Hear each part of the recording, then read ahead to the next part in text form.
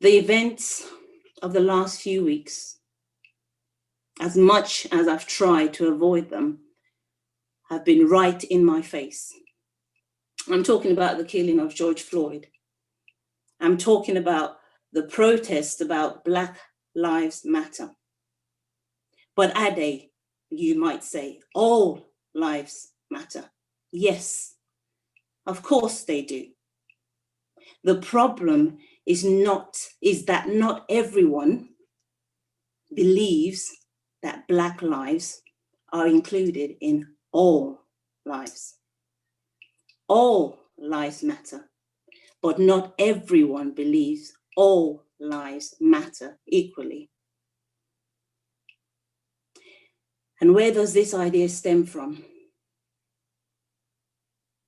Sometimes, sadly, it's the training and instructions that have been passed on from generation to generation.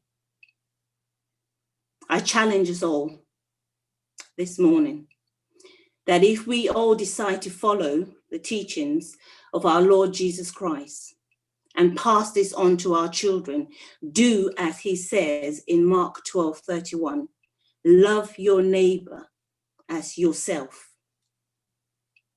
Imagine what the world would be like. We need to break the cycle of hate, of racism, blatant in your face racism, under the carpet racism, and injustice, and misconceptions, and bitterness, and unforgiveness. We need to replace this with the love of God. This thing called racism is not going to be solved by the Black community alone or the white community alone.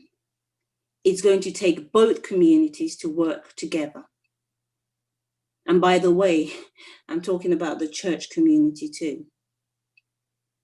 We are not excluded from this thing called racism.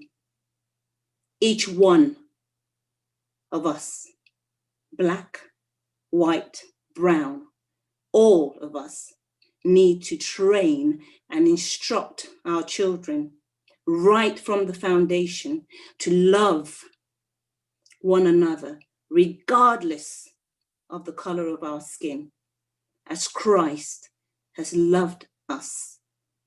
And then maybe in future generations, we will all be able to say, all lives matter.